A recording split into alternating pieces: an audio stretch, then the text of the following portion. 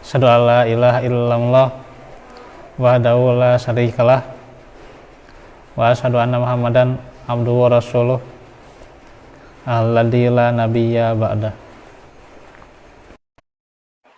Alhamdulillah, pada malam yang sejuk ini kita bertemu kembali dalam majelis ilmu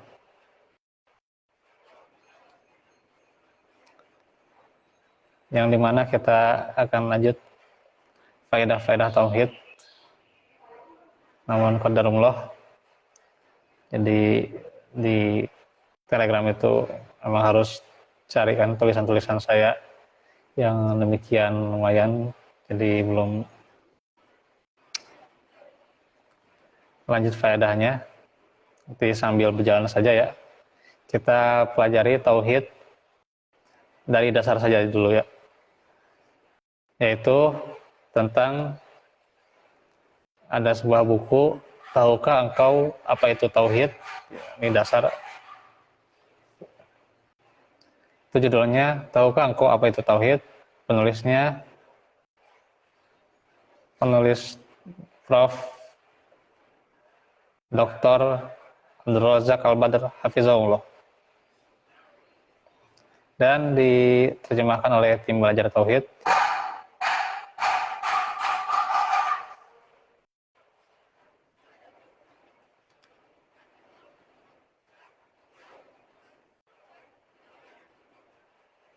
Ini ada telegramnya khusus, tapi ini diperbolehkan bebas untuk diterangkan ya. Yang nggak boleh diperbanyak aja bukunya ya.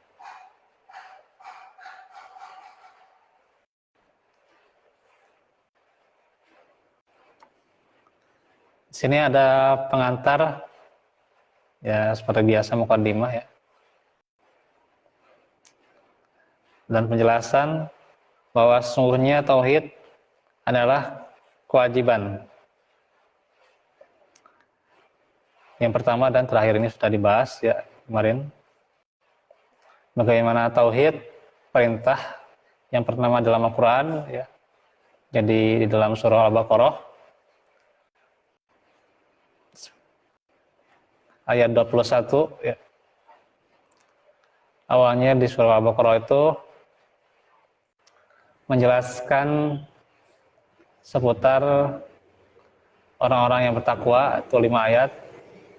Orang-orang kafir itu ayat 6 sampai 8, 2 ayat ya. Terus ayat tentang orang-orang munafik ayat 8 sampai 20 ya. Nah, itu ayat-ayatnya.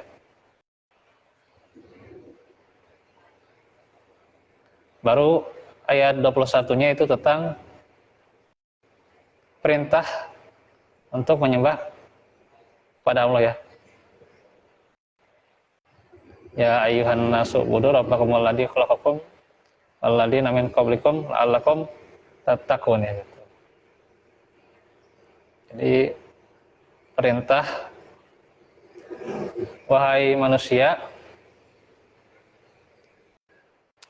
beribadahlah kepada Rabb kalian yang menciptakan kalian dan sebelum kalian ya, agar kalian bertakwa.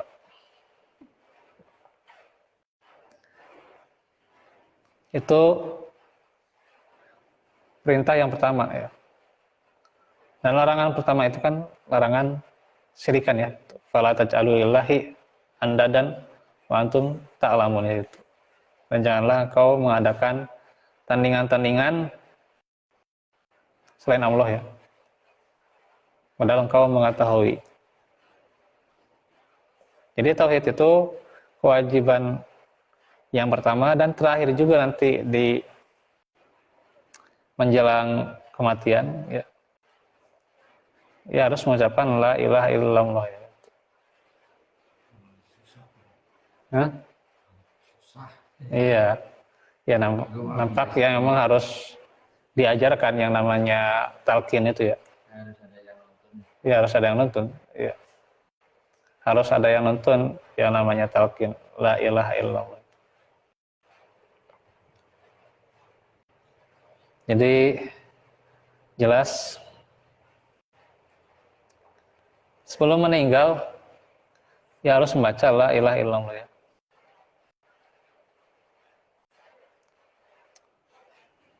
Barang siapa yang di akhir hayatnya dengan kalamnya la ilaha illallah dakhala jannah ya gitu. Dijaminkan masuk surga ya gitu. Itu ya.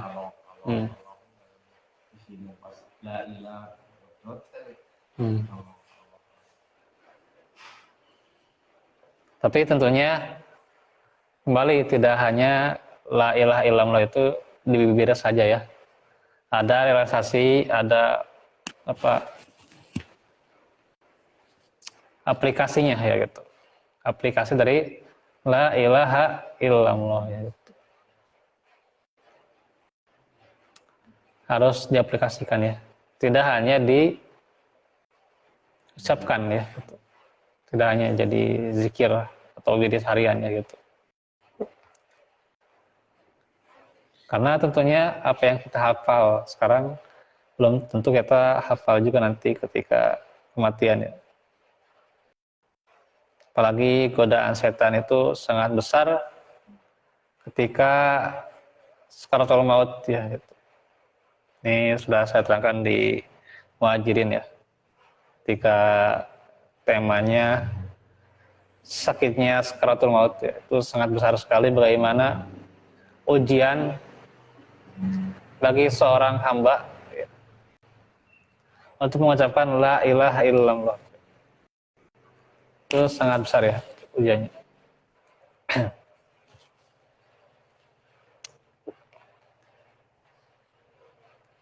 Karena itu yang suka menggelincirkan kita ya, setan itu ya. Karena itu bagaimana cukup berat ya bagi seorang mukmin, kecuali yang Allah mudahkan, dan Allah semoga permudah kita di sakaratul maut ya.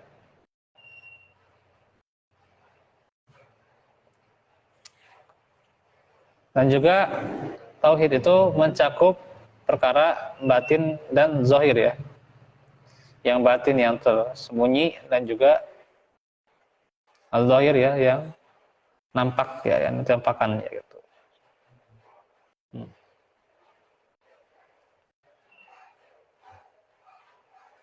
Ya alamus sirna wa akhfa ya. Baik yang tersembunyi maupun yang ditampakkan.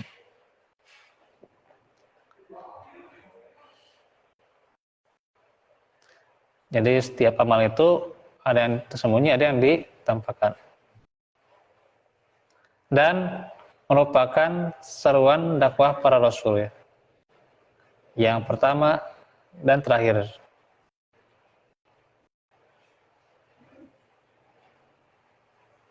Jadi seruan para rasul itu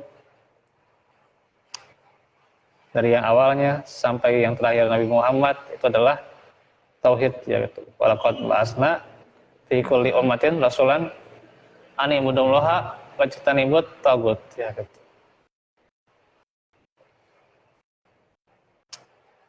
Sesungguhnya kami telah mengutus ba'atsna fi kulli ummatin pada setiap umat ya, yaitu seorang rasul ya. An ibudullah agar hanya menyembah kepada Allah ya. Wajtanibut tagut dan menjauhi berbagai tagut atau berbagai macam kesyirikan ya.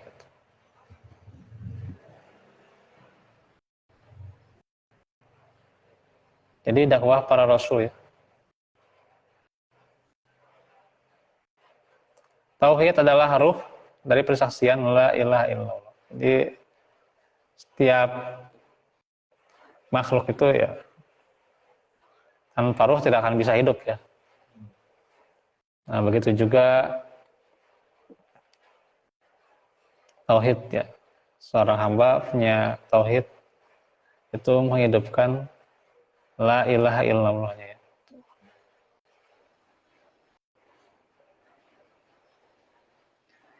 Karenanya seluruh makhluk tercipta, para rasul dan berbagai kitab suci diturunkan ya. Tauhidlah yang membedakan antara kaum manusia, siapa yang diantara mereka yang beriman dan kafir. Siapa diantara mereka yang kelak berbahagia di surga dan sengsara di neraka, ya di surah Hud ya, di surah Hud. Faminhum syaqiy was sa'id ya. Ada yang syaqi, ya, ada yang celaka, ada yang sa'id, ada yang bahagia ya gitu.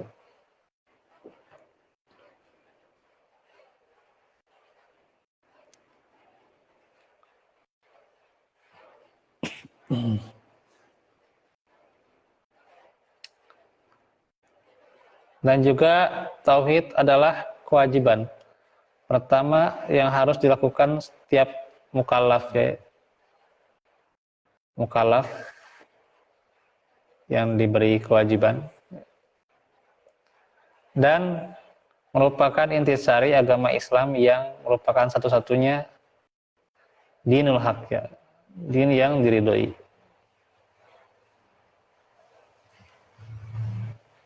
Bukan din yang lain ya. Oleh karena itu, tauhid adalah perkara yang teramat agung. Paling agungnya adalah tauhid ya. Setiap diri kita membutuhkan sebagai pengingat dan pencerah, membutuhkan tauhid ya. Ada seseorang itu ya kadang beda-beda ya. Tapi kalau dia sudah punya modal tauhid, ya mudah-mudahan jadi modal jadinya untuk bertakwa kepada Allah ya. Ya orang bisa latar belakangnya seorang bisnis, penjabat, atau latar belakangnya ya latar belakang seorang guru atau seorang ustadz bahkan ya. Asal satu tauhid ya gitu. Salah satu ya gitu, tauhid. Kalau dia tidak bertauhid ya berat ya gitu. Seorang pebisnis kalau dia tidak bertauhid ya dia selagi rugi berat ya. Gitu ya. Iya. Menggerutu dan sebagainya gitu. Seorang guru pas lagi sepi ya, atau misalnya turun yang daftar jadi murid dan sebagainya ya, ya berat lah gitu kalau dia tidak bertauhid ya gitu. Bisa jadi dia mundur lah gitu. Mundurkan diri gitu lah, daripada karena muridnya mending mundur gitu. Gitu ya, itu ya jadi kurang istiqomah juga tuh ya gitu. Tapi ya kurang istiqomahnya karena murid, padahal ya itulah rintangan gitu ya. Rintangan dan tantangannya emang pastilah gitu, ada saja ya gitu yang namanya rintangan ya gitu. Seorang pejabat itu tanpa tauhid ya kemudian pejabatnya tanpa tauhidnya gitu. Iya, bisa korupsi dan sebagainya, bisa merugikan rakyat dan sebagainya tanpa tauhid kemudian. Maka disinilah peran tauhid ya gitu. Ketika hati lagi gundah, lagi jenuh, lagi sumpek, tauhid itu menguatkan kita ya gitu. Sebab ketika sedang sebegitunya, tentu kita serahkan pada siapa lagi gitu ya. Serahkan pada Allah saja ya gitu.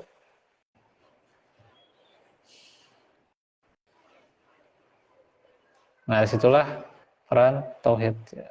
Banyak ya faedah tauhid nanti kita akan pelajari. Nanti di sini dipelajari ada 6 pokok ya. Simpel ini ya.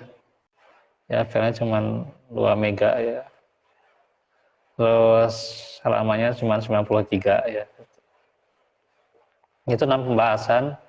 Yang pertama karakteristik dan keutamaan tauhid. Yang kedua definisi dan hakikat tauhid. Ketiga menerapkan dan menyempurnakan tauhid. Keempat pembatal dan pengurang tauhid ya. Kelima sumber dan referensinya. Keenam buah dan manfaat tauhid. Nanti yang dijelaskan, semoga istiqomah ya. Dan setiap penjelasan ini pasti luas dan menyeluruh ya.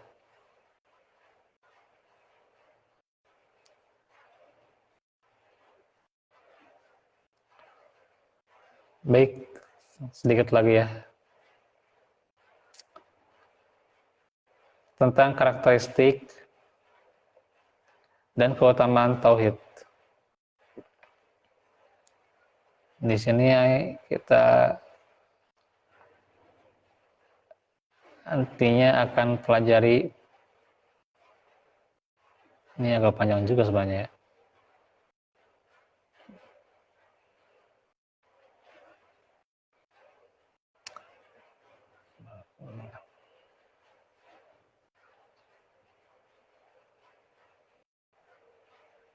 Lumayan ya.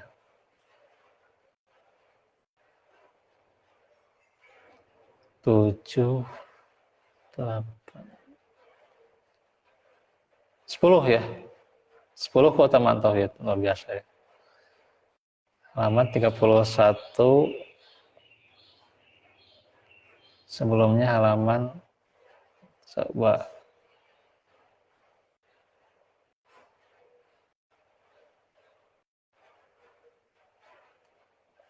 dari 8 ke 31. 31 kurang 8, wah lumayan ya.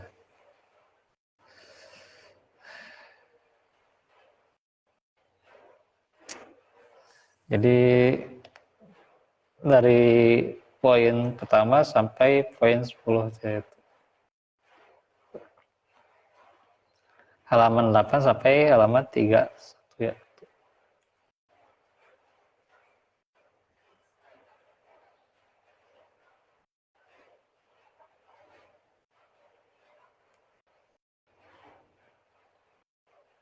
Jadi 23 halaman kurang lebih ya. Luar biasa. Tapi pendek-pendek ya sehalamannya ya. Bagaimana karakteristik dan keutamaan tauhid? Soalnya banyak dan berlimpah ya. Tapi di sini penulis menjelaskan 10 ya. Yang menunjukkan tauhid itu punya kedudukan yang mulia. Paling saya sebutkan saja dahulu ya, nanti penjelasannya di kesempatan yang lain ya. Yang pertama, tauhid merupakan tujuan penciptaan manusia ya. Yang kedua, tauhid inti dakwah para nabi dan rasul, tadi udah ya, surah An-Nahl ayat 36.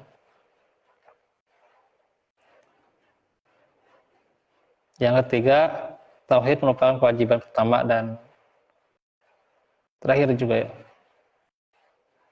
Pertama kali yang dibebankan kepada hamba ya, tauhid itu. Keempat, tauhid merupakan sebab untuk memperoleh keamanan dan petunjuk dunia dan akhirat.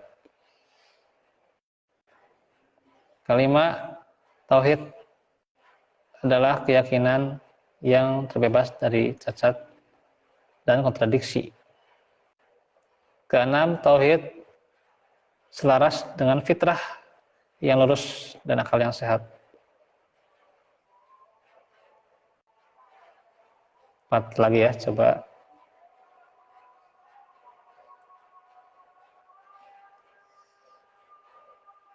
Keenam.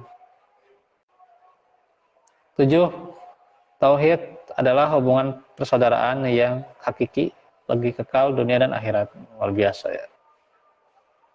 8, Sumber tauhid memiliki tujuan atau memiliki rujukan yang valid ya. Rujukan yang valid jelas dari sumber yang jernih dan murni. 9. Ajaran tauhid konsisten dan terjaga. 10. Tauhid membuahkan hasil dan keutamaan yang beragam di dunia dan akhirat. Nah, itu nanti yang akan dijelaskan di dalam keutamaan dan karakteristik tauhid ya. Walafuminkum sudah dahulu. Nanti kita lanjutkan di kesempatan yang berikutnya ya. Rabbana atina min ladunka rahmah wa hab lana min amrina rasyada. Rabbana atina fid dunya hasanah fil akhirati hasanah wa qina adzabannar. Walakum hada wa astaghfirullah li wa lakum. Subhanaka Allahumma bihamdika asyhadu an la ilaha illa anta astaghfiruka wa atubu ilaik. Alhamdulillahirabbil alamin. Assalamualaikum warahmatullahi wabarakatuh.